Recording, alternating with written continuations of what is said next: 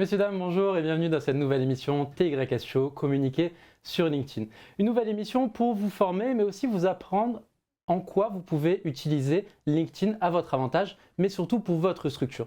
Aujourd'hui, on vous parle beaucoup de ce réseau social d'entrepreneurs, mais aussi pour les salariés, mais aussi pour les étudiants, pour construire son réseau, pour consolider son réseau. Un réseau que vous pouvez utiliser pour plusieurs raisons différentes, que ce soit uniquement pour garder le contact avec vos prospects ou avec vos clients, mais aussi pour trouver de nouveaux prospects et trouver de nouveaux clients. Aujourd'hui, nous avons deux invités qualifiés et certifiés dans le domaine de la communication, mais aussi sur la communication spécialement sur LinkedIn, avec Romain Cessillon, fondateur de HTW Marketing, mais aussi Nicolas Froissart du groupe SOS, dans l'économie sociale et solidaire. Ces deux personnes-là vont justement vous apprendre et vous donner les clés importantes à la bonne gestion de votre profil LinkedIn, mais surtout de votre bonne utilisation de LinkedIn et vous donner tous les petits tips et conseils qui vont vous être utiles. Les émissions TYS se déroulent en trois formats. Les TYS Show, qui sont des émissions hebdomadaires sur l'actualité et l'économie du territoire. Les émissions TYS Live, qui sont là des émissions purement business, où on parle prospection, on parle chiffres, on parle développement de chiffre d'affaires, mais aussi de structure, stratégie de pilotage d'entreprise aussi, et les TYS spéciales. Les TYS spéciales, ce sont des émissions de divertissement qui verront le jour en juillet 2022 avec entre autres un concert de gospel R&B en direct de Paris, mais aussi un concours de danse national en deux parties, les qualifications en direct de Marseille en septembre 2022 et la finale en direct de Paris en octobre 2022. Pour ne rien manquer de toutes ces émissions, je vous invite à nous suivre sur toutes nos plateformes pour ne rien manquer, mais aussi pour ne pas louper les profils de nos intervenants, ne rien manquer de leur activité et des nouveautés de leur structure. On commence cette émission sans plus tarder avec notre premier invité, Nicolas Froissart du groupe SOS.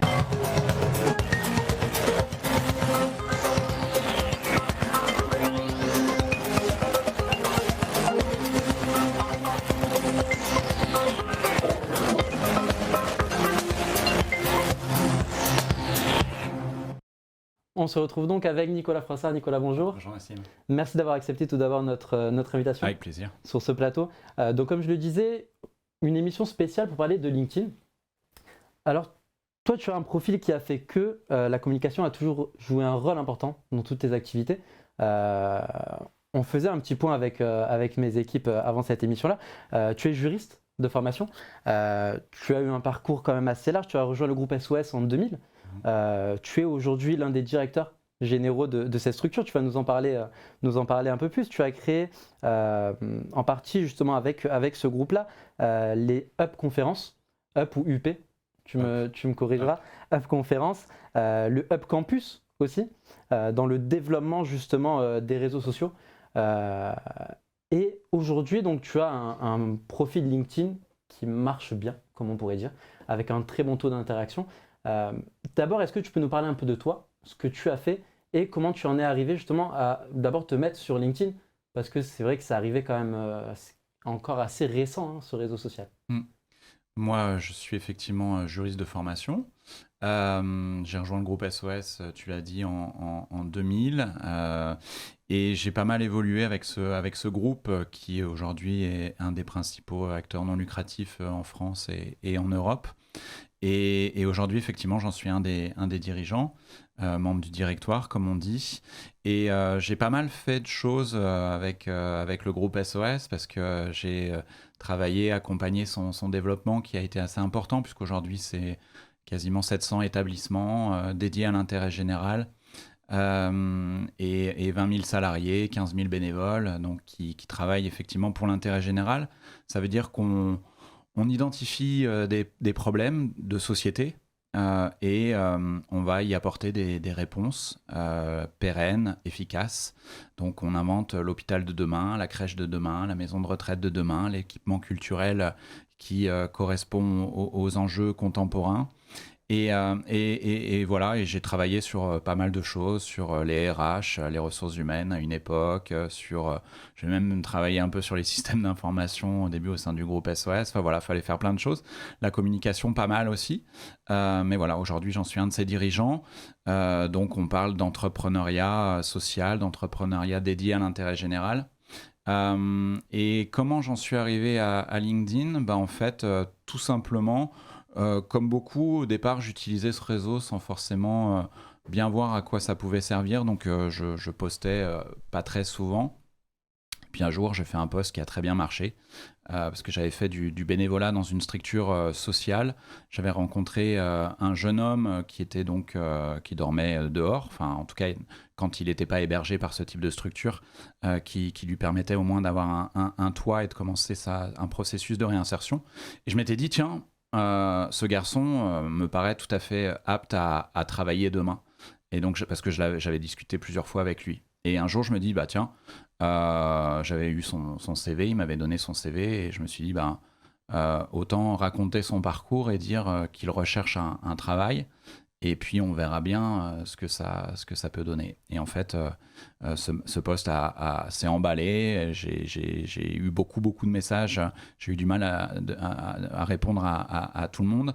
Et en fait, voilà, il y a eu plein de personnes qui ont dit, bah, moi je peux le rencontrer, nous on recrute sur tel ou tel domaine aujourd'hui. Et il a passé comme ça plusieurs entretiens d'embauche. Donc là, je me suis dit, tiens, il y a un truc quand même.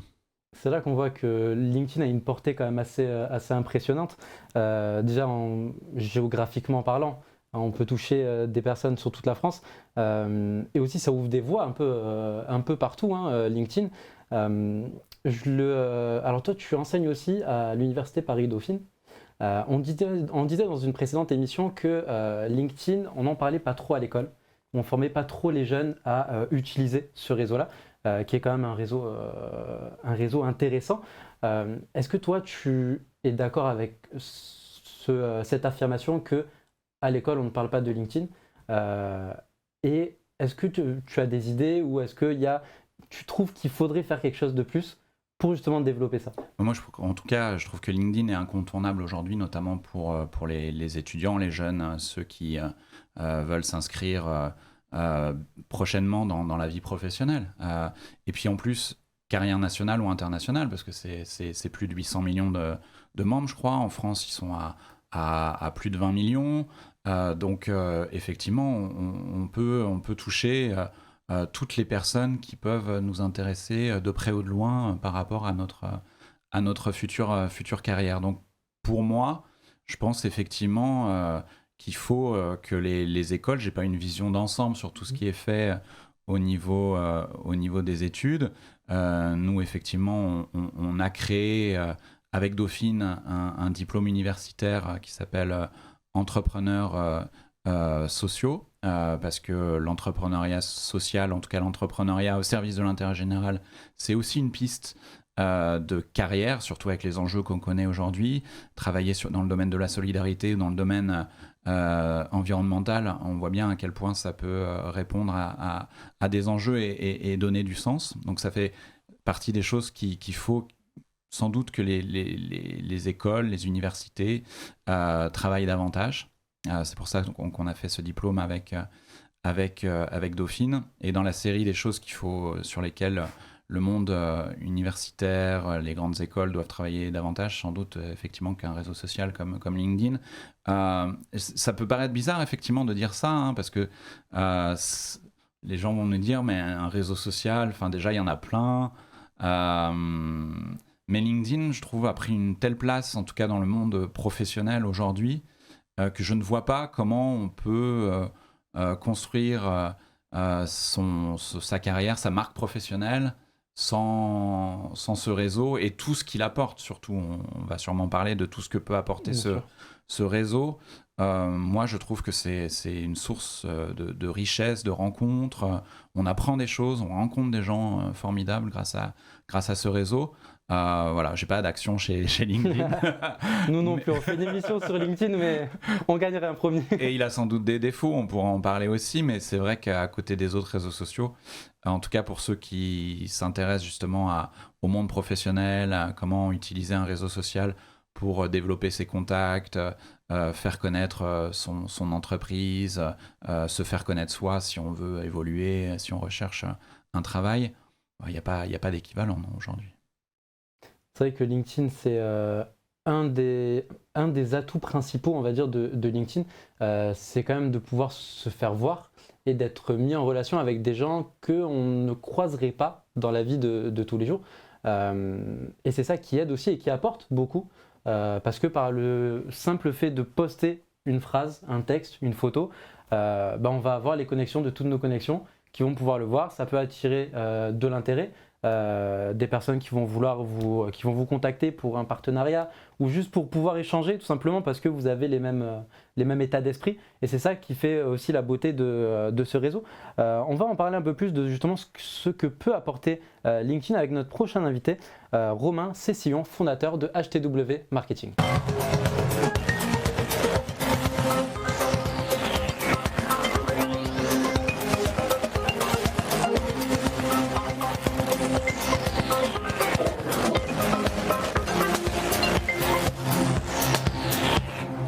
On se retrouve donc avec Romain. Romain, bonjour. Bonjour Nassim. Merci d'avoir accepté tout d'abord notre invitation. Merci à toi. Cette émission spéciale LinkedIn. Je le disais, du coup, tu es le fondateur de HTW Marketing. Est-ce que tu peux nous en parler un peu ? Donc HTW Marketing permet aux entreprises de communiquer et vendre avec LinkedIn. Comme vous le savez, à l'heure actuelle, LinkedIn est devenu une réelle mine d'or, à la fois pour créer sa marque personnelle, mais aussi la marque de son entreprise. Donc j'ai décidé de me mettre sur ce créneau-là parce que tout d'abord, ça a très bien fonctionné pour moi. C'est de cette manière que j'ai trouvé mes premiers clients. Et petit à petit, j'ai développé ce réseau. Et je vois tellement d'opportunités par rapport à ça, notamment pour avoir de l'impact, que j'ai décidé de transmettre ça sous la forme de 2 offres. Soit je fais un accompagnement sur le long terme avec de l'opérationnel, soit avec de la formation, avec un organisme de formation qui est maintenant certifié Calliope. Alors du coup, je voulais justement en parler. Donc HTW était pas un centre de formation à la base. Non. Quand tu l'as lancé. C'est passé centre de formation il y a peu, si je dis pas de bêtises, l'année dernière. Donc je suis passé centre de formation il y a 1 an, donc en juin 2021. On fête quasiment l'anniversaire du centre de formation et je suis devenu certifié Calliope en novembre 2021. Et du coup, ça, c'est quelque chose que tu as ajouté dans tes formations, le fait de communiquer sur LinkedIn. Totalement, maintenant, je me suis même spécialisé à 100% sur ce créneau-là. Je suis passé un petit peu par toutes les étapes avec ma société. Tout d'abord, j'ai été auto-entrepreneur. Auto-entrepreneur, j'ai accepté un petit peu toutes les prestations finalement. Je me suis un peu formé au marketing digital comme ça. Et petit à petit, on se rend compte de ce qui fonctionne bien et surtout là où on a vraiment de l'impact en tant que formateur, en tant qu'accompagnant d'entreprise. Et c'est pour ça que je me suis dit, autant me spécialiser sur un domaine que je connais parfaitement, sur LinkedIn. Et ensuite, je me suis entouré donc de consultants qui sont capables, eux, de traiter les autres domaines du marketing digital dans lesquels je suis moins expert personnellement. Donc du coup, ça doit t'arriver de former des gens sur LinkedIn qui ne s'y connaissent pas du tout, Totalement. qui n'ont même jamais utilisé ce réseau social-là. C'est quoi les questions les plus fréquentes qu'on va te poser ? Les questions les plus fréquentes, c'est quelle est la différence entre une page et un compte LinkedIn, comment je dois communiquer, comment créer un post, parce que moi quand j'écris, j'ai du mal, j'ai souvent tendance à écrire mes posts comme j'écris mes mails, à faire des gros pavés, etc. Et c'est là où on voit finalement que communiquer sur LinkedIn, c'est aussi apprendre à communiquer aussi dans sa vie. Et mine de rien, je dis, quand vous apprenez à communiquer sur LinkedIn, à faire des posts assez aérés, qui sont lisibles, où il n'y a pas non plus trop de smileys, mais il y en a quand même un petit peu qui expriment vraiment quelque chose, derrière, vous pouvez totalement l'adapter à la rédaction d'un mail pour qu'il soit beaucoup plus pertinent. Il n'y a rien de pire que d'envoyer un mail où c'est un gros pavé qui est illisible et qui ne transmet rien. C'est vraiment ce que j'essaye de dire. Et surtout, c'est comment optimiser son profil. J'accompagne quand même beaucoup de personnes à l'heure actuelle qui veulent trouver des clients sur LinkedIn. Et de plus en plus, je vais essayer d'accompagner des personnes qui veulent réellement avoir un impact au-delà de trouver des clients et que trouver des clients, ce soit une conséquence d'une bonne communication finalement. Alors du coup, donc, tu formes ces personnes-là sur LinkedIn. Est-ce que tu rencontres des difficultés avec ces personnes-là au niveau de l'explication ? Ça dépend vraiment du type de personnes avec lesquelles on traite le sujet. Par exemple, quand on va discuter avec des personnes qui sont de ma génération, j'ai 24 ans à l'heure actuelle, la discussion est beaucoup plus simple parce qu'on arrive à se comprendre, on est né dans le même domaine, etc. Par contre, quand je discute avec des personnes qui sont un petit peu plus âgées que moi et qui n'ont jamais trop utilisé ce réseau social, c'est là où c'est beaucoup plus compliqué parce qu'il y a des codes que dans nos générations où c'est pas spécialement les mêmes de base, mais finalement c'est là où on a tous à apprendre l'un de l'autre. Donc oui, il y a certaines difficultés, on se rend compte que c'est assez difficile de d'avoir qu'une seule voix, mais c'est ça qui fait aussi la beauté de ce réseau social, de faire en sorte qu'un jeune qui est en sortie de bac et qui cherche un emploi ou même qui cherche une école, etc., peut avoir une discussion avec un chef d'entreprise qui a 40 ans d'expérience derrière lui et que finalement tout le monde se retrouve au même stade et qu'on peut avoir une discussion très inspirante qui élève les deux parties vers le haut. Donc il y a des difficultés, mais c'est cette difficulté-là qui fait que ça devient un réel réseau social qui est très pertinent à l'heure actuelle. Totalement, et tu nous parlais justement de ces smileys. Alors toi, tu es plus dans tout ce qui est contenu, dans la création vraiment de qu'est-ce qu'on va poster, qu'est-ce qu'on veut réellement transmettre. Et on parle souvent de l'algorithme LinkedIn, où pour être vu sur LinkedIn, il faut avoir dès la première heure tant de commentaires, il faut avoir tant de likes, sinon l'algorithme ne va pas nous passer devant. Tout ça, est-ce que c'est des choses que toi tu enseignes, ou c'est des choses sur lesquelles toi tu ne crois pas du tout? Donc pour moi, il y a des codes à respecter sur LinkedIn. C'est-à-dire que, comme j'ai dit tout à l'heure, il ne faut pas non plus publier un gros pavé, il faut essayer d'aérer les choses, etc. Mais ce que je dis généralement, c'est surtout il faut être authentique sur LinkedIn. Et ce qui fera qu'un post fonctionne demain, c'est qu'on fait un post qui transmet réellement quelque chose et qui n'est pas un post où on poste pour dire de poster. Donc pour moi, toutes les personnes qui vont vous dire il y a un algorithme, il faut faire son post en fonction de l'algorithme, etc. Je ne suis pas spécialement d'accord avec ça. Commençons déjà par faire un post qui nous inspire nous-mêmes et qui inspire notre premier entourage. Et derrière, si on fait un post vraiment inspirant, c'est là où il va se mettre à fonctionner. Si on essaye de coller tout le temps parfaitement à l'algorithme, en fait, on veut juste de la visibilité. C'est pas ça qui changera le monde demain. Être visible, c'est pas ça qui est... Et ok, on aura peut-être 200 likes sur notre post, il sera bien construit, mais quelle est la réelle pertinence de tout ça derrière? Ce que j'essaye de dire sur LinkedIn, il faut que le post que l'on met, de n'importe quelle manière dont on le partage, il faut qu'il partage quelque chose et qu'il ait un réel impact. Donc pour moi, il faut déjà penser ces posts pour avoir un impact, et après l'optimisation vient derrière tout ça. Mais généralement, si on est déjà convaincu de l'impact que peut avoir notre post et qu'il a réellement un impact auprès de certaines personnes, il fonctionnera, qu'il soit écrit d'une manière ou d'une autre, il fonctionnera, quoi. Donc, mais après, je comprends qu'il y a quand même des codes, il y a réellement des codes, et ceux-là, les anciennes, par exemple, mettre quand même des bons hashtags sur ces posts, c'est assez pertinent. Par exemple, devenir créateur de contenu sur LinkedIn, quand on commence à publier beaucoup, c'est quand même pertinent aussi. Mettre 1 ou 2 smileys, mais pas trop, ça c'est aussi quelque chose qu'il faut prendre en compte. Parce qu'il n'y a rien de pire, par exemple, qu'un post où il y a 10 000 fusées, 10 000 soleils et 10 000 etc. C'est là où il y a quand même des codes à respecter, encore une fois. Mais c'est vrai que ça, c'est les erreurs justement que beaucoup alors principalement de jeunes, alors quand on dit jeune, c'est pas nécessairement l'âge, mais jeune entrepreneur dans le sens de jeune dans la passion. Mais c'est vrai que beaucoup vont faire cette erreur-là de mettre plein de smileys en se disant oui, mais si je mets plein de smileys avec plein de couleurs, ça va attirer le regard, les gens vont cliquer voir plus, ils vont tout lire, alors que pas du tout, au contraire, ça donne plus mal à la tête qu'autre chose. On a juste envie de passer à autre chose et on va continuer à scroller et on va pas lire la totalité du texte. Alors j'ai une question pour vous deux.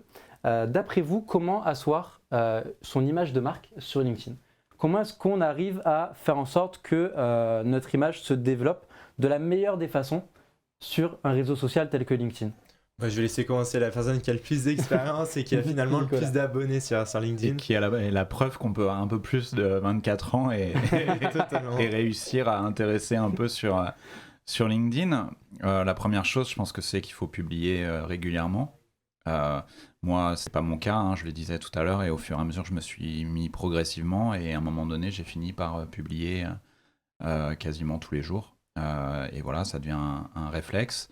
Donc ça, c'est un peu au niveau du rythme. Et puis après, moi, il y a un truc auquel je crois beaucoup, de façon générale, dans la vie professionnelle et au-delà, c'est la cohérence. C'est poster en cohérence avec ce qu'on est, avec ses valeurs, avec les valeurs de l'entreprise, pour que les gens, quand ils lisent ce que vous écrivez, voilà, il y a quelque chose qui revienne et auquel ils s'attendent. Et voilà, et à chaque fois, ils sont contents de voir une ligne éditoriale, en fait. Hein. En fait, on est un peu un média hein, quand on publie régulièrement et qu'on commence à avoir une communauté. Et communauté, ça peut être 500 personnes, même moins.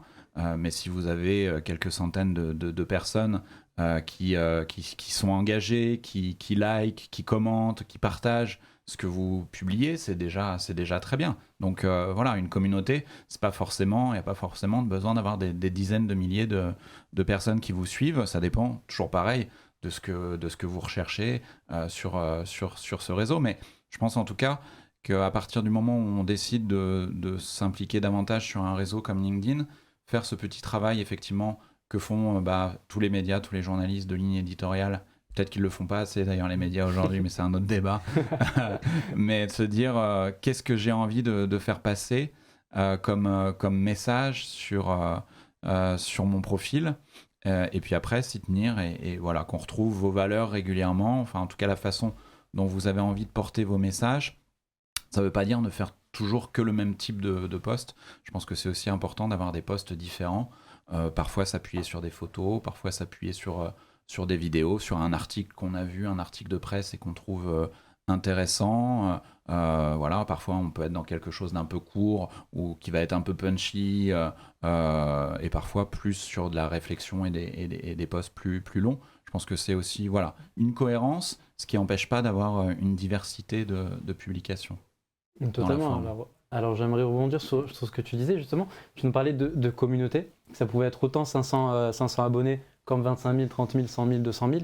On a tourné une émission il y a peu avec monsieur Cyril Bladier de Business Online qui cumule un bon nombre d'abonnés sur LinkedIn. Et on avait justement le même débat. Donc cette émission sera diffusée vendredi prochain, le 1er juillet. Donc ne la manquez pas sur nos réseaux. Et il nous disait la même chose. Et on a eu justement ce débat-là il faut arrêter la course aux abonnés. De tout le temps chercher à avoir plus d'abonnés. Pourquoi ? Parce que deux comptes, un compte avec 500 abonnés, mais avec un très très bon taux d'interaction, 80% par exemple, 50% même, c'est un très bon taux d'interaction, où c'est des gens vraiment qui vous suivent parce qu'ils aiment ce que vous faites, ils aiment votre contenu, là c'est un très bon compte. Mais après un compte à 20 000 abonnés par exemple, mais avec 2 likes, 3 commentaires, bon, la communauté la plus intéressante et la plus pertinente, c'est celle du 500. Donc du coup, on parlait justement de ça, d'arrêter la course aux abonnés. Romain, toi, qu'est-ce que tu aimerais ajouter là-dessus ? Moi, ce que j'ajouterais là-dessus, c'est surtout être proche de sa communauté. C'est-à-dire que moi, j'ai beaucoup moins d'abonnés finalement que Nicolas. Je crois, il me semble que j'ai 8000 abonnés. Mais par contre, dès que je mets un post, j'ai donc moins de réactions. Mais quand je reçois un message derrière, je suis assez proche de ma communauté. Et surtout, quand il me pose une question, je réponds très rapidement à ça. Et c'est là où on voit finalement l'impact qu'on peut avoir. Moi, je suis le plus heureux du monde quand je mets un post et il y a juste une seule personne qui va me voir en me disant merci, ton post, il m'a clairement apporté quelque chose, il a changé quelque chose chez moi. Et déjà, c'est un premier impact qu'on a, donc ça c'est une bonne chose. Et la seconde chose que j'ajouterais à ça, c'est aussi être authentique. Ça sert à rien de vouloir une grosse audience si on ne traite pas pour une grosse audience. C'est-à-dire que Nicolas, à l'heure actuelle, il parle de choses qui intéressent grandement les personnes à l'heure actuelle, qui intéressent un grand panel de personnes.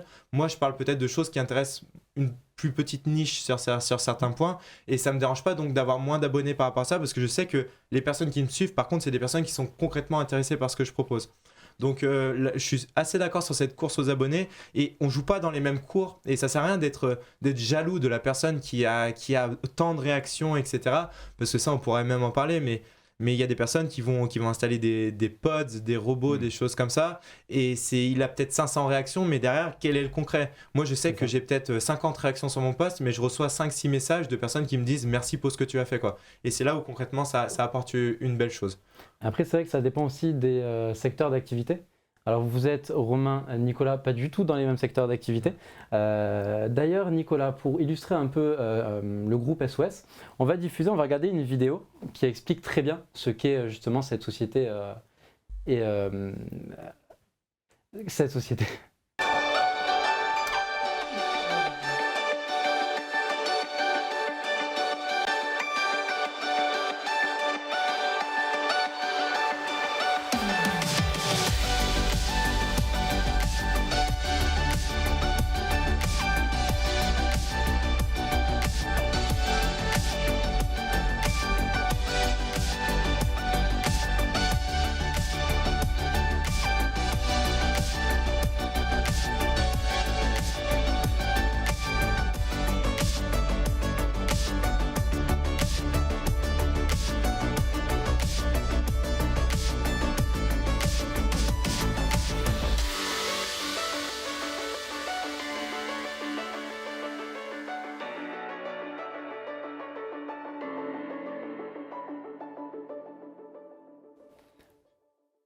Alors, Groupe SOS, première entreprise sociale et solidaire d'Europe.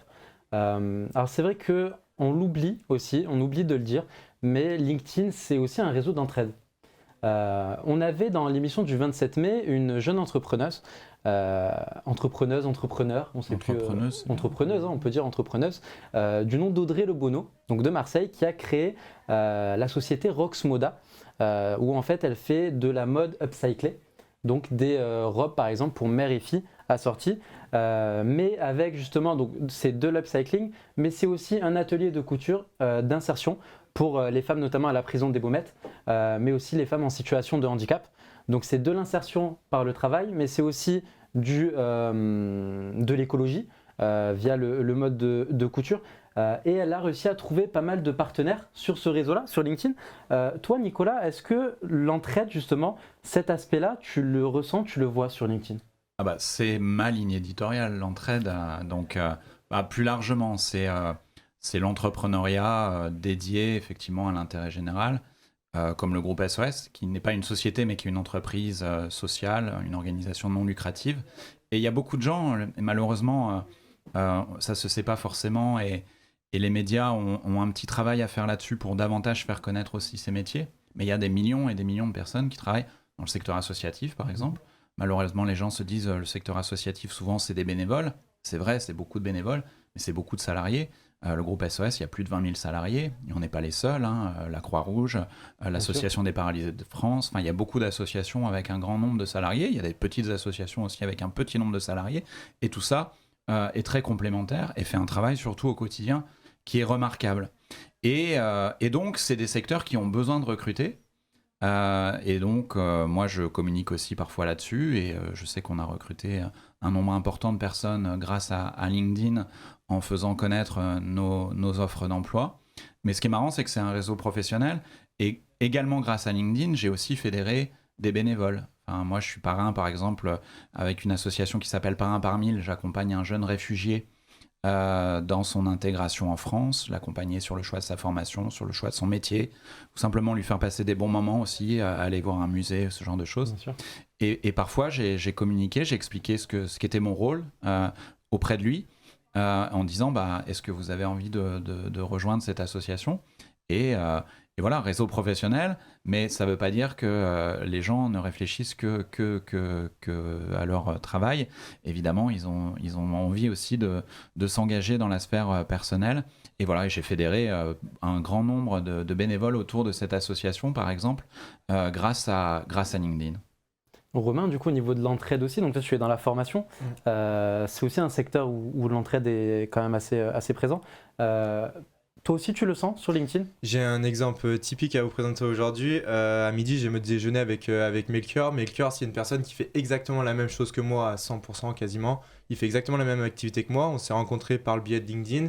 Et on aurait pu se dire, finalement, on va pas discuter parce que tu peux prendre mes clients, etc. Ça sert à rien de s'entraider. Finalement, ça fait 1 an qu'on discute et qu'on discute régulièrement sur LinkedIn. Là, j'ai profité du fait d'être sur Paris pour lui proposer de le rencontrer. Et à midi, on a échangé sur toutes les thématiques entrepreneuriales que l'on a, toutes les difficultés qu'on peut avoir. Et c'est vrai que LinkedIn, c'est un réseau où généralement on voit du beau, on voit les succès et on a du mal à parler concrètement de ce qui ne va pas. Et là, ça fait du bien de se dire, ok, nous on s'est rencontrés par le biais de positifs, parce que moi-même sur LinkedIn, je raconte beaucoup de choses positives, bien qu'il faut que je commence à dire un petit peu aussi ce qui ne va pas. Et c'est ça qui est le plus compliqué. Mais je me dis, ça fait vraiment du bien, parce que toi aussi, tu racontes beaucoup de positifs sur LinkedIn. Mais là, je me rends compte que tout n'est pas si facile finalement. Et le fait de t'avoir rencontré aujourd'hui, on est exactement dans la même galère finalement. On a exactement le même besoin de clients, on a exactement le même besoin de se développer, le même besoin de croissance. Et on s'est juste donné nos meilleurs tips, nos meilleurs contacts pour avancer ensemble. Donc c'est ça que je trouve littéralement incroyable sur LinkedIn, c'est de casser les barrières avec certaines personnes. Et que après, c'est ma mentalité aussi, c'est la mentalité, mine de rien, de beaucoup de personnes, il n'y a pas de concurrence finalement. Il y a un marché tellement grand que c'est notre personnalité à l'heure actuelle qui fait l'entreprise que l'on est. Et si un client vient travailler avec moi plus qu'avec Melchior ou plus avec Melchior qu'avec moi, c'est juste qu'il y a eu un feeling par rapport à cette personnalité-là. Donc concrètement, LinkedIn, c'est merveilleux ce système de casser les barrières, rencontrer du monde, s'entraider sur ce qu'on aime, sur ce dont on a besoin pour avancer tous main dans la main finalement. Nicolas, je te voyais hocher la tête. Tu es d'accord avec ça aussi que justement il n'y a pas de concurrence, mais il n'y a que des partenaires? Je trouve que c'est un truc qui est super intéressant sur LinkedIn, c'est que c'est un réseau qui permet aussi de réinventer un peu la façon de travailler, de coopérer. et je vois ça beaucoup, effectivement, des acteurs qui parfois sont concurrents. Et en fait, je ne sais pas si LinkedIn aide à ça, mais en tout cas, ils se parlent. Enfin, on sent qu'ils sont prêts même parfois à inventer, pas surtout évidemment, hein, ça reste des concurrents, mais parfois à collaborer sur certaines choses ensemble ou à inventer des projets ensemble. Donc je vois beaucoup ça. Et par rapport à ce que tu disais aussi, c'est en train d'évoluer un peu sur le côté uniquement positif. On commence à voir, et c'est chouette, des entrepreneurs, des entrepreneuses qui disent là je me suis planté, on a un problème avec la culture, avec l'échec, on a un problème avec l'échec en France, et c'est en train d'évoluer, sans doute aussi parce que c'est un réseau international et qu'il y a des gens qui sont beaucoup en contact avec des personnes aux États-Unis ou en tout cas dans d'autres cultures où l'échec c'est pas du tout vu de la même façon, et que parfois c'est même intéressant en fait de rencontrer quelqu'un qui a échoué parce qu'on se dit que il a appris et que du coup la prochaine fois il va réussir. En France, on n'était quand même pas trop là-dedans, et c'est en train d'évoluer. On commence à voir des personnes qui disent je me suis planté, ou en ce moment c'est dur, je suis transparent, c'est dur sur tel ou tel aspect, mais je vous partage ça. Et c'est ce que tu disais, c'est aussi comme ça qu'on construit une communauté, parce qu'à un moment donné, il y a de l'authenticité. Et par rapport à ce sujet de l'entraide, j'avais oublié d'en parler tout à l'heure, mais quel plus bel exemple qu'un jeune qui a 16 ans et qui, il y a quelques semaines, met un message sur LinkedIn en disant voilà, je suis encore aux études, mais je suis maître international en échecs, donc le jeu, les échecs, et j'ai besoin de trouver des partenaires. Et donc, je crois qu'aujourd'hui, c'est encore son seul et unique post. Et le mec fait quasiment 200 000 likes. Je pense qu'il a fait plus de 10, entre 10 à mon avis, 10 et 15 millions de vues. Donc c'est un truc, et il venait d'arriver sur le réseau. Il était parrainé par un des influenceurs qui lui avait dit justement de LinkedIn, un des principaux influenceurs de LinkedIn qui lui avait dit poste sur LinkedIn, tu verras, ça peut valoir le coup. Même lui évidemment pensait pas que ça irait à ce point-là.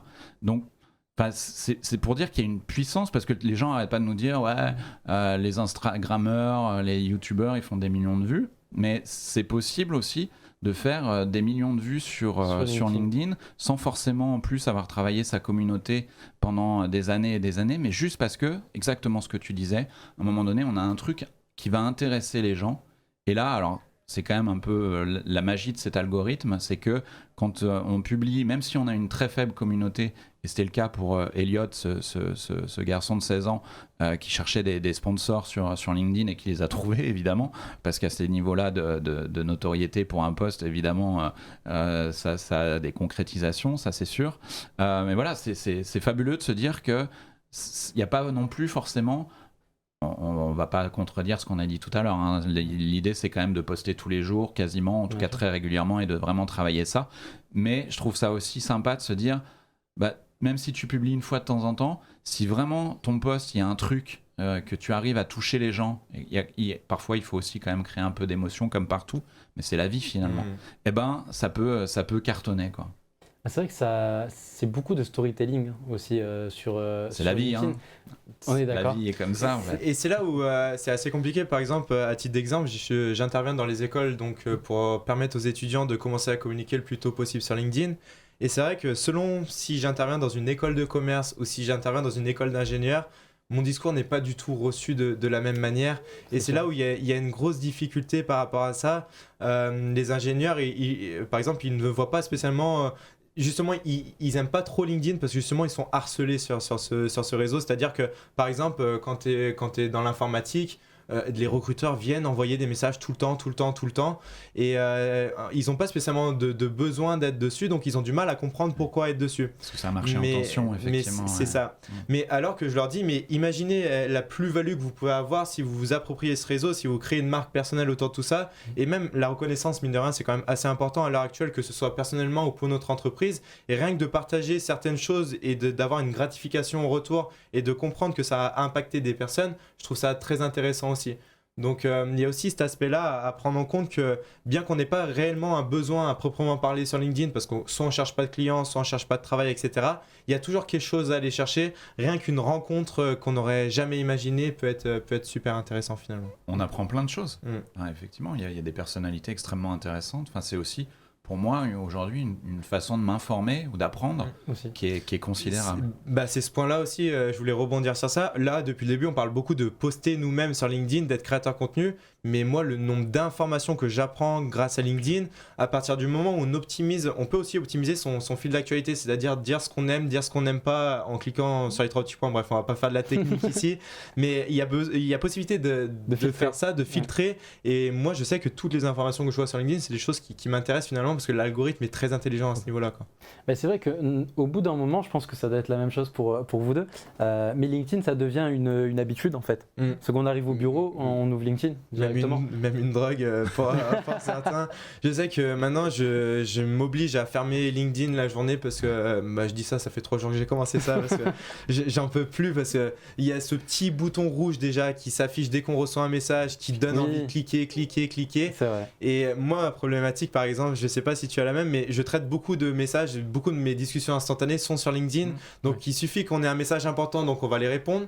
Mais on va perdre 10 minutes à regarder le fil, à scroller. Et il y a cette difficulté-là aussi. Je sais pas si tu as la même situation. Si, mais c'est vrai que c'est ce que tu dis, ça devient un outil de travail. C'est-à-dire qu'effectivement, beaucoup de discussions moi, que je peux avoir aussi se font via LinkedIn. Donc c'est vrai qu'on finit par y passer beaucoup de temps parce qu'en plus, à partir du moment où tu commences effectivement à recevoir beaucoup de messages et avoir des discussions sur LinkedIn, c'est une raison de plus pour y aller. Et c'est vrai qu'il y a quand même beaucoup de contenu intéressant. Alors, c'est pas la même addiction que sur des réseaux comme Instagram ou autre, où c'est très visuel, c'est beaucoup de vidéos. Il y a de la vidéo sur LinkedIn, mais quand même beaucoup moins. Donc c'est quand même un attrait qui est, je trouve, plus riche. Mais il y a quand même effectivement... c'est parfois difficile de se déconnecter. C'est un sujet plus large, effectivement, qui mériterait une émission à part entière.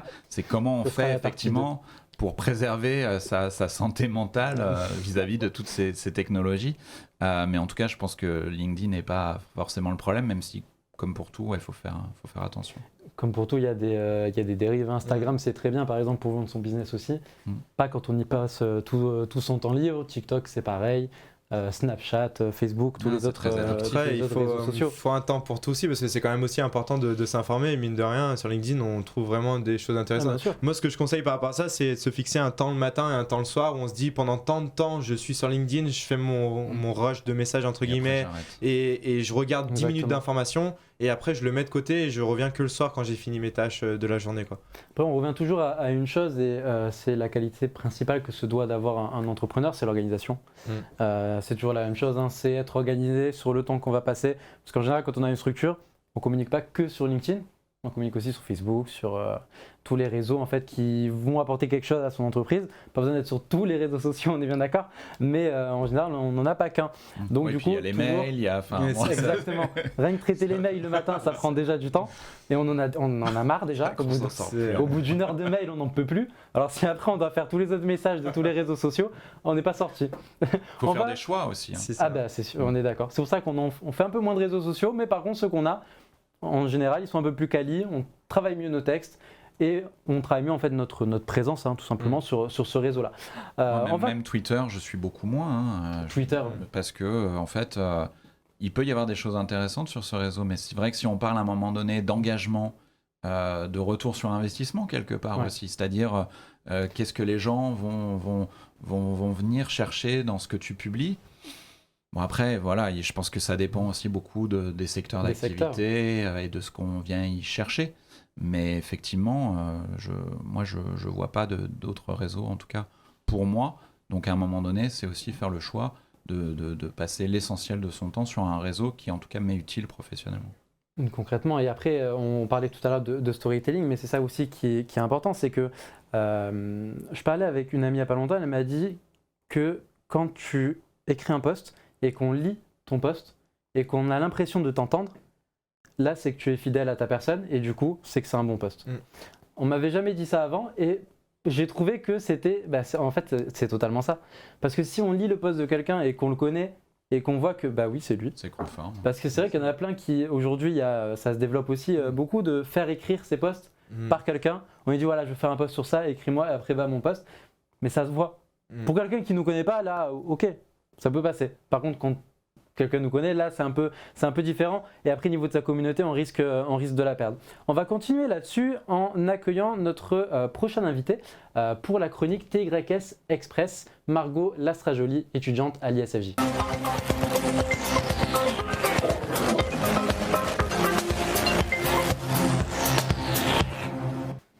On te laisse t'installer. Margot, comment tu vas aujourd'hui?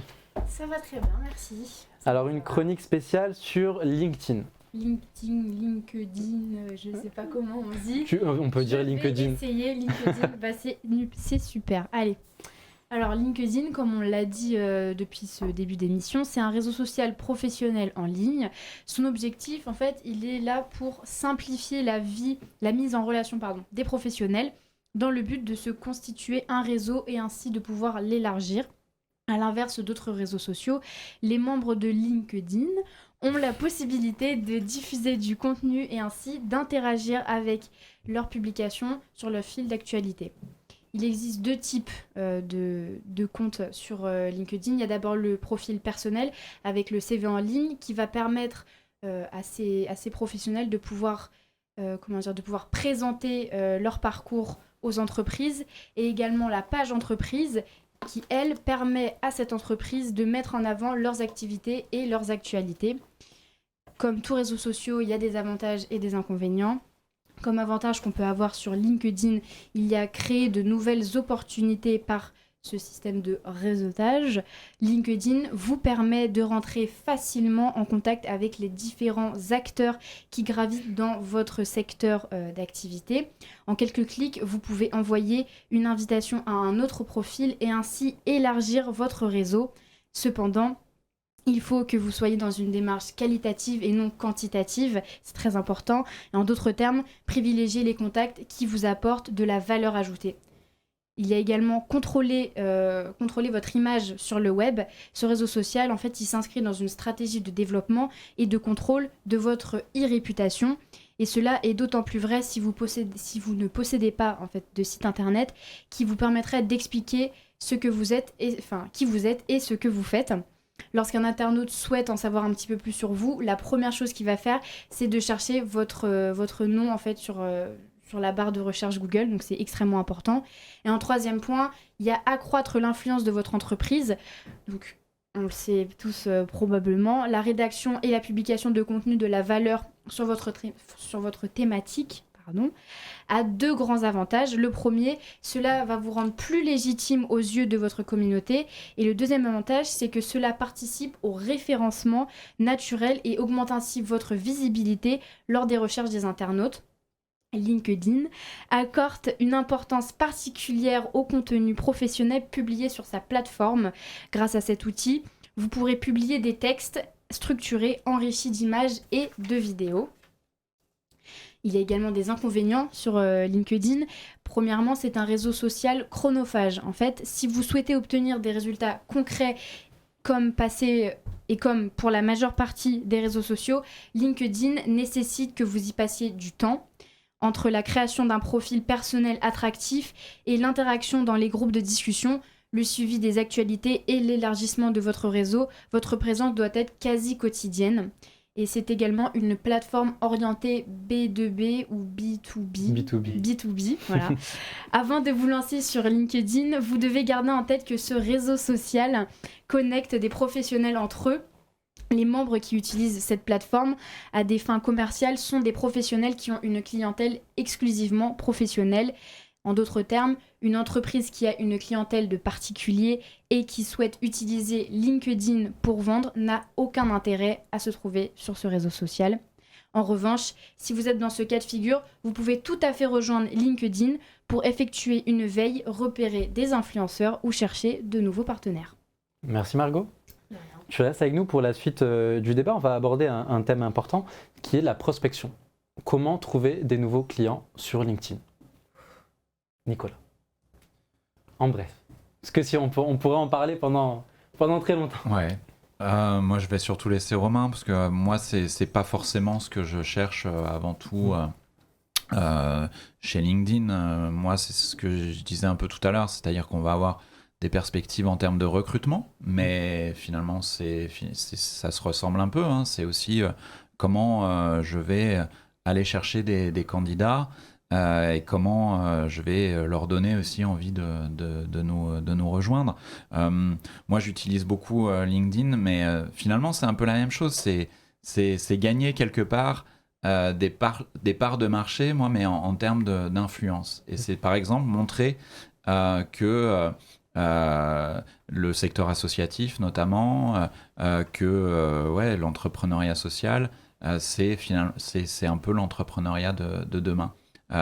Et c'est aussi faire évoluer les entreprises, parce que je pense que ça, c'est important aussi de le dire, c'est que LinkedIn permet aussi de faire évoluer les entreprises vers plus d'impact social, d'impact environnemental, qui sont des sujets pour moi importants avec le groupe SOS et un mouvement comme le mouvement Impact France, dont je suis membre du bureau de cette association.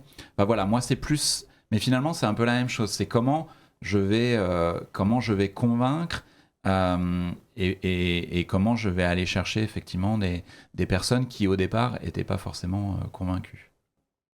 Romain. Moi, je vais vous parler surtout de social selling.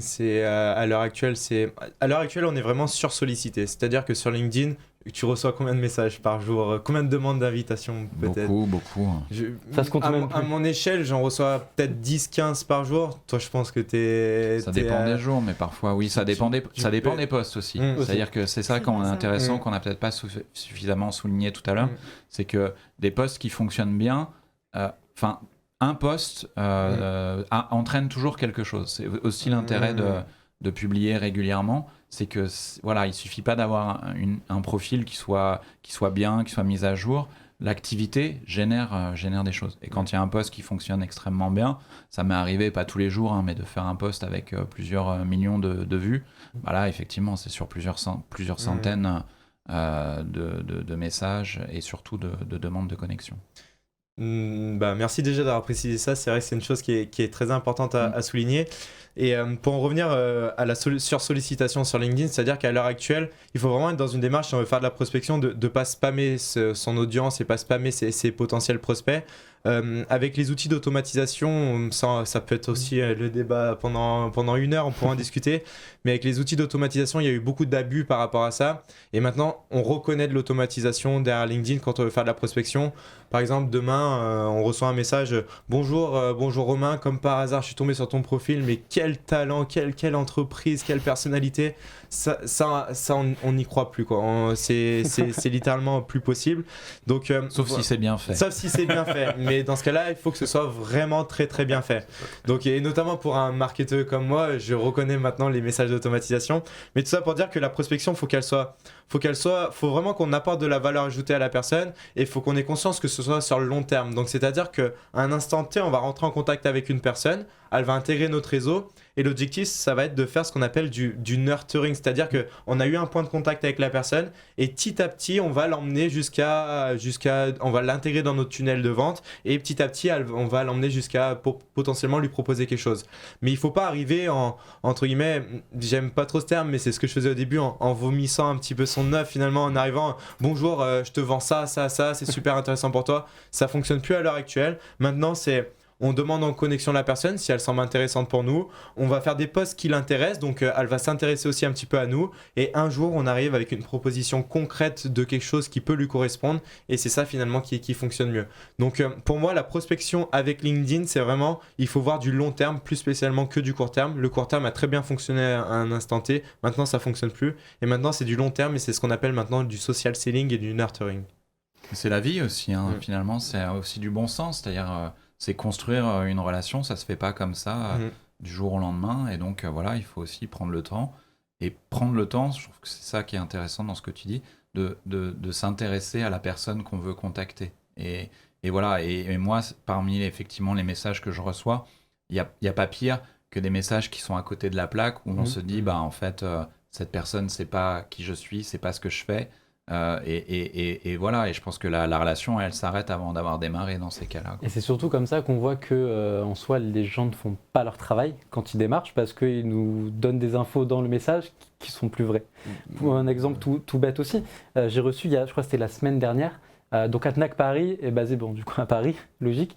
J'ai reçu un message de démarchage sur LinkedIn me disant, voilà, monsieur Hatcha, bonjour, on voit que votre société est basée à Marseille. Depuis octobre dernier, mes sociétés ne sont plus à Marseille. Donc ça montre que la personne, déjà, elle est restée sur octobre. On est en 2022, donc elle n'a pas passé la nouvelle année. Et ben ça, en fait, on ne lit plus les messages après, comme ça. On ne donne jamais suite, et c'est normal. Mais ça, je suppose que c'est, par exemple, c'est de l'automatisation, c'est-à-dire que dans son ciblage, il a mis Marseille, et comme toi, tu as juste le mot Marseille qui apparaît sur ton profil, tu as reçu le message. Totalement. Et c'est ça aussi, pour faire de la prospection, l'étape numéro 1 qui est très importante, c'est le ciblage, mine de rien, et de parfaitement cibler qui on veut prospecter avec LinkedIn. Et j'aime bien aussi cet aspect de dire que la prospection, c'est planter des graines. Chaque jour, c'est une petite graine qu'on plante et elle poussera peut-être dans 2 mois, 3 mois, 6 mois, 1 an, 2 ans. Et moi, j'ai débuté mon activité il y a donc maintenant 2 ans et demi. Et parfois, je signe des contrats maintenant de personnes que j'ai contactées il y a 2 ans et demi. Et ça a pris son temps. Et c'est aussi le fait de rendre son activité pérenne sur le long terme qui fonctionne en termes de prospection et notamment sur LinkedIn. Et c'est pour ça qu'on parlait tout à l'heure justement de garder le contact. LinkedIn, ça peut être très bien, soit pour avoir des nouveaux clients, des partenariats assez rapidement, soit juste garder. Parce qu'un client qui a dit non, c'est pas un client qui sera jamais un client. Un partenaire qui a dit non, c'est pas un partenaire qui sera jamais un partenaire. C'est possible que dans 2 ans, vous fassiez quelque chose de nouveau qui l'intéresse lui, mais parce que vous avez pris contact avec lui il y a 2 ans, vous avez gardé le lien et vous vous suivez mutuellement vos actualités, à ce moment-là, ça vous fait un nouveau partenaire. Ouais, mais je pense que notre société, elle est en train de se transformer et que le fait, cette transformation aussi avec les enjeux sociaux et environnementaux, je pense que ça influe aussi et ça fait que on a tous en fait envie de plus de long terme, de sincérité. Et voilà, et c'est quelque chose, pas partout, mais c'est quelque chose quand même qui commence à être de plus en plus présent chez les entreprises, les entrepreneurs, et que voilà, raconter des histoires, enfin, ça marche plus s'il n'y a pas vraiment du fond derrière, s'il n'y a pas une envie vraiment de construire quelque chose sur le long terme. Et puis effectivement, pour des personnes qui font du marketing ou depuis longtemps, comme toi par exemple, enfin, c'est des choses qu'on voit très vite. Donc les vieux stratagèmes pour essayer d'accrocher quelqu'un, ça marche pas. Enfin, je pense qu'il y a une qualité là, une aptitude qui se développe beaucoup, notamment avec les réseaux sociaux, parce que justement, on voit passer tellement de choses, tellement de gens qui s'expriment, que finalement, on finit aussi par détecter très vite ce qui... L'erreur est toujours... on peut toujours se tromper, hein. Mais je pense qu'on collectivement, individuellement et collectivement, on développe de plus en plus cette aptitude à repérer ce qui est sincère et ce qui ne l'est pas. Et ce qui est en plus pour notre société, d'un point de vue plus macro, est extrêmement important parce que le greenwashing et ce genre de choses, pour parler de ce sujet-là aussi, c'est des choses qui sont plus admissibles aujourd'hui. Donc ça, c'est quelque chose de positif et qui, à mon avis, aussi, un réseau comme LinkedIn favorise. Je pense que ça a aussi beaucoup été impacté par la crise du Covid, hein. Qu'aujourd'hui, on est moins dans le business pour du business, et plus dans le business sur la création de relations, sur l'échange réel et concret, que ce soit de l'échange de valeurs, mais aussi de l'échange d'outils, de partenariats, de façon de faire, de mindset, tous ces éléments-là. Margot, toi, est-ce que tu, avant de justement faire ces chroniques-là, avant d'avoir à faire cette chronique sur LinkedIn, est-ce que tu l'utilisais déjà beaucoup, LinkedIn, ou pas du tout? Et si oui, pourquoi? Et sinon, pourquoi? Ah oui, moi j'utilise tous les jours en fait. Je suis sur LinkedIn. J'ai pas vraiment eu le choix pour mon école. Ça m'a permis de trouver mon stage pour valider mon année, premièrement. Et non, c'est super important comme réseau social. C'est vrai que c'est aujourd'hui, si tu veux te lancer dans quoi que ce soit, si tu es un étudiant, pour ma part en journalisme, c'est le meilleur moyen en fait de rencontrer déjà des gens qui font les mêmes études que toi, puis par la suite être en demande de contact par des journalistes. J'ai vu des gens de BFM TV ou de CNews me demander en relation, et tu dis mais moi, sérieusement, moi, et c'est vrai que quand tu fais des posts, en fait, un des posts qui a le mieux marché pour moi, c'est quand j'ai fait une vidéo, un CV vidéo en fait, et que j'avais repris l'idée de Bref, et c'était Bref, je cherche un stage. Et en fait, cette vidéo, elle m'a permis de recevoir des messages de personnes que je ne pensais mais jamais avoir dans mes contacts, ou des demandes de connexion. Et je me dis, mais en fait, c'est super important si je veux me faire connaître et si je veux avoir des opportunités de rentrer dans des journaux importants. C'est super important, quoi. C'est vraiment... Après, ça fait plaisir parce que tu vois des gens... ma première carte de presse, du coup, t'es content pour les gens. Même si tu les connais pas, tu dis, ouais, mais c'est génial, elle a mon âge, elle a déjà sa carte de presse. Ça fait plaisir, en fait. Ouais, c'est pas mal. C'est vrai que c'est cool comme réseau. Toi, d'après toi, c'est quoi le principal atout de LinkedIn? Je pense que c'est de pouvoir vraiment communiquer avec des personnes qui sont importantes dans le milieu où tu vas être. Pour ma part, c'est de pouvoir communiquer avec des personnes comme Philippe Legrand, qui est un très grand journaliste, et tu peux communiquer avec lui. Et c'est ça, c'est cette... Il répond. Ouais, il te répond en fait, c'est cette proximité que tu peux avoir avec ce genre de personnes, et c'est ça qui est génial avec ce réseau social en fait. Et un défaut? Alors, peut-être pas un défaut, moi j'aime pas ce terme, mais plutôt un point à améliorer pour LinkedIn, d'après toi. Est-ce qu'il y a un truc où tu te dis, ah, ouais, ça c'est bien, mais peut-être que... Personnellement, j'en ai pas, parce que ça fait à peine 1 an que je suis dessus. Je n'ai pas encore trouvé de points négatifs. Je trouve que le réseau social est quand même bien fait. C'est un point de vue personnel. Après, je sais pas, peut-être que vous avez des points négatifs. C'est vrai que j'en ai cité, mais moi, je les ai pas... Tu les as pas expérimentés? Non, je les ai pas expérimentés, en fait. Non, franchement pas. Romain, un atout de LinkedIn d'après toi et un point d'amélioration ou quelque chose que tu aimerais voir changer? Moi, les atouts, je vais reprendre celui qu'elle a pu dire juste avant moi. Déjà, le fait de casser les barrières, de rentrer en contact avec des personnes qu'on n'aurait jamais pu imaginer. Demain, on a envie de discuter avec le CEO d'une PME qui a 50 salariés, ou le responsable d'un grand groupe, finalement un petit peu comme toi, et qu'on peut envoyer un message et on peut obtenir une réponse, on peut obtenir un rendez-vous téléphonique. Il n'y a plus spécialement besoin de passer par le ou la secrétaire, le ou l'assistant ou l'assistante de la personne pour entrer en contact avec elle. On peut la contacter directement sur LinkedIn. Et j'aime bien aussi cet aspect on peut prendre la parole, c'est-à-dire que demain j'ai un avis, je peux le dire, et je peux être respecté, reconnu aussi pour cet avis-là, et je peux apporter ma pierre à l'édifice, qu'on ait 16 ans, 18 ans, 19 ans, 40 ans, 45 ans, 55 ans, tout le monde est à la même échelle, et demain si j'ai quelque chose de pertinent à dire, je peux le dire et je peux être reconnu pour ça aussi. Donc j'aime bien cet aspect aussi de dire qu'on est capable de prendre la parole et d'être écouté pour ce qu'on a envie de dire. Tu veux un défaut aussi? Ouais, je veux bien. En termes de défauts, il y a peut-être le petit défaut qu'on a pu dire tout à l'heure, que parfois ça manque, et bien que ça tend à le devenir, mais ça manque peut-être parfois d'échec, de comprendre aussi ce qui ne va pas dans ce monde professionnel. Et aussi, après, ça c'est très entrepreneurial aussi de dire ça, parce qu'on aimerait, je suis entrepreneur, je suis pas mal d'entrepreneurs, donc j'aimerais que les entrepreneurs disent aussi ce qui va pas. Peut-être que dans d'autres secteurs on n'a pas tellement le besoin de ça. Et l'autre défaut, c'est que à partir du moment où une personne prend la parole, on respecte le fait qu'elle prenne la parole. Et je vois beaucoup d'anciens de LinkedIn qui vont taper un petit peu sur les jeunes qui commencent à donner leur avis sur certaines choses. Mais justement, je trouve ça génial qu'un jeune puisse donner son avis et qu'il puisse s'exprimer. Donc concrètement, respectons tout le monde et ne tapons pas sur ceux qui créent du contenu. Encourageons-les plus que ça, quoi. Donc voilà. J'aurais pas mieux dit.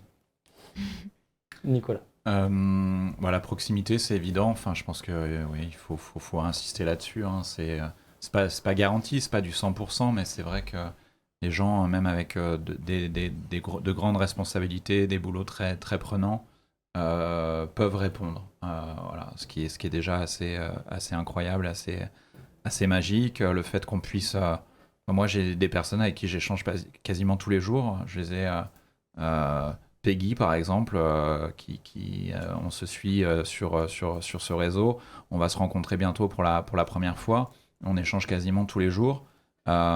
Et c'est grâce à LinkedIn, donc c'est assez fou. Et je trouve que c'est pas un réseau chiant en plus. Enfin, ce qu'on pourrait se dire, c'est parfois les gens qui connaissent pas LinkedIn parfois disent ouais, c'est un réseau professionnel. Donc il y a plein de trucs sympas, rigolos, fun. Enfin, pas que, mais t'en as plein, quoi. Et t'as des gens qui parlent de leur boulot aussi, et c'est marrant, quoi. Donc je trouve ça super.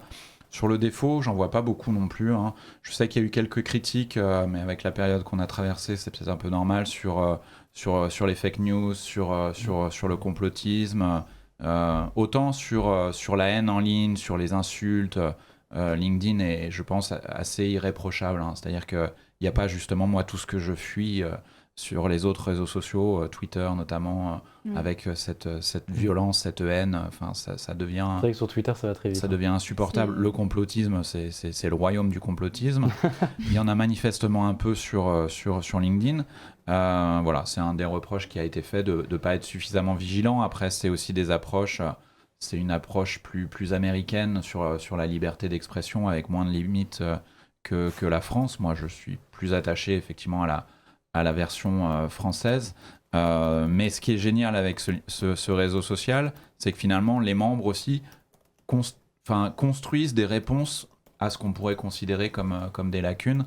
Et il y a des personnes ou des comptes qui se sont créés justement pour répondre à d'éventuels complotistes sur LinkedIn. Je pense à C'est vrai ça, qui est super, enfin, voilà, qui va régulièrement déconstruire des théories du complot. Ça cartonne, ça marche vachement bien sur LinkedIn. Donc voilà, même quand ce réseau a des défauts supposés, la façon dont est construit ce réseau fait que les membres arrivent très vite à avoir de la visibilité pour contrer ça et construire des réponses. Donc c'est assez fabuleux. Un petit avantage aussi que j'ai oublié, c'est que sur LinkedIn, on ne peut pas raconter n'importe quoi.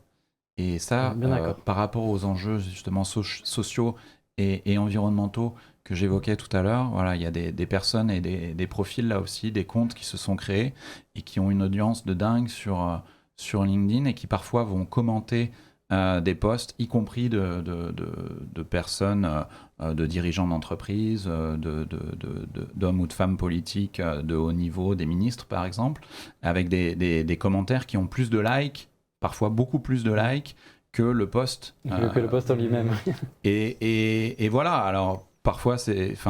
Et souvent, il y a une raison à ça, c'est qu'il y a une communauté à un moment donné, et quand même sur LinkedIn, on est sur des communautés de professionnels et d'experts, et donc on ne peut pas raconter n'importe quoi. Alors voilà, c'est peut-être que du coup, certaines personnes vont fuir LinkedIn à cause de ça, mais finalement c'est tant mieux. Et moi je trouve que c'est finalement un des rares endroits aujourd'hui où, parce que quand on est devant sa télé et qu'on entend un politique ou un média raconter n'importe quoi, bon, à part jeter quelque chose sur sa télé, mais ça a un effet quand même assez limité. Sur LinkedIn, tu racontes n'importe quoi, et ben, tu as tous les experts du sujet qui bossent le truc depuis 1 an, 5 ans, 10 ans, 20 ans, qui vont venir te dire « Oui, mais enfin là, excuse-moi, mais ça, c'est génial. » Totalement. C'est ça qui est bien aussi, c'est que ça pousse chacun à évoluer, hein, concrètement. On arrive à la fin de cette émission. Vous l'aurez vu, on a essayé de vous apporter un maximum d'informations sur LinkedIn, sur son fonctionnement, sur ce que ce réseau social peut vous apporter, avec Romain Session, Margot Lastrajoli, Nicolas Froissart du groupe SOS. On espère avoir répondu à un maximum de vos questions. Vous l'aurez donc vu, LinkedIn, vous pouvez l'utiliser pour une multitude de raisons, une multitude d'événements, de structures, d'activités. Hein, on est bien d'accord que ce soit pour créer du contact avec des prospects, avec des clients, avec des partenaires, que ce soit pour développer des relations, que ce soit pour développer un secteur d'activité, une image de marque, mais aussi pour recruter, ce dont nous parlait Nicolas tout à l'heure, dans des cadres de formation, ce dont nous parlait Romain aussi tout à l'heure, pour trouver une école, pour commencer à construire, on va dire, sa carrière professionnelle, ce dont nous parlait aussi Margot tout à l'heure. LinkedIn, c'est pour valider son année. C'est très important. LinkedIn, c'est le réseau, alors je ne vais pas dire le réseau qu'il vous faut, LinkedIn c'est incroyable, LinkedIn c'est la base, mais LinkedIn c'est le réseau où il faut que vous soyez un minimum si vous souhaitez avoir une carrière professionnelle, du moins. À ce moment-là, dès que vous voulez vous lancer dans le professionnel, dès que vous voulez avoir une carrière, quelle qu'elle soit, LinkedIn c'est important de l'avoir. Pourquoi ? Parce que vous allez croiser, on en parlait tout à l'heure, que ce soit juste pour vous poster ou alors pour prendre de l'info, et suivre de l'actualité des gens que vous allez suivre. Ça peut être des stars, ça peut être des entreprises côté, vous voulez voir leurs posts, vous voulez voir leur actualité aussi. Il n'y a pas que sur Facebook que vous pouvez le faire, il n'y a pas que dans les journaux que vous pouvez le faire aussi sur LinkedIn. Et sur LinkedIn, c'est les employés ou c'est les entrepreneurs qui postent eux-mêmes. Donc vous avez la vraie vision de la société, vous avez la vraie vision de la personne, vous avez la vraie vision de l'équipe. Et c'est ça que vous devez prendre en compte pour vous développer, pour prendre aussi en enseignement, pour apprendre des échecs des autres aussi. On en parlait, LinkedIn se développe dans ce sens-là, dans le sens où on va parler de ces échecs, de ce qui a fait qu'on en est là où on en est aujourd'hui, de ce qui a fait qu'on a réussi à avancer et à évoluer. C'est vrai que ça, on ne le fait pas parce que voilà, en France, Nicolas nous le disait, on a une vision de l'échec qui est quand même très mauvaise. Si on a échoué, c'est que on est mauvais dans le domaine où on est. C'est qu'il faut faire autre chose. Ça, c'est la mentalité française. Et LinkedIn, parce que justement c'est international, on a beaucoup de mentalités anglo-saxonnes qui commencent à déteindre sur la France, et ce qui est bien, parce que l'échec, ça prouve que tu as essayé, tant mieux, tu as échoué pour une raison. Maintenant, il faut réussir à analyser quoi. Pourquoi est-ce que tu as échoué? Tant mieux, à ce moment-là, il faut juste se former et se développer là-dessus pour pouvoir arriver plus fort sur la prochaine. Donc sur LinkedIn, vous avez aussi tous ces parcours-là, des parcours inspirants de pas mal de monde. Et vous pouvez même les contacter directement, leur poser des questions. C'est ça aussi les bienfaits de LinkedIn, les avantages de LinkedIn. Et c'est ce qu'on vous encourage à faire tous autant que vous êtes et que vous regardez cette émission aujourd'hui. Romain Cessillon, Margot Lastrajoli, Nicolas Froissart, merci à vous. Merci. Merci d'avoir accepté notre invitation. Merci d'avoir regardé cette émission sur LinkedIn. On espère que vous en avez appris beaucoup. Vous retrouverez toutes les informations des sociétés de nos invités, HTW Marketing et le groupe SOS dans toutes les infos sur nos plateformes. Merci, je vous dis à très vite la semaine prochaine, le vendredi 1er juillet, pour une émission spéciale sur le marketing en lancement de projet. À bientôt.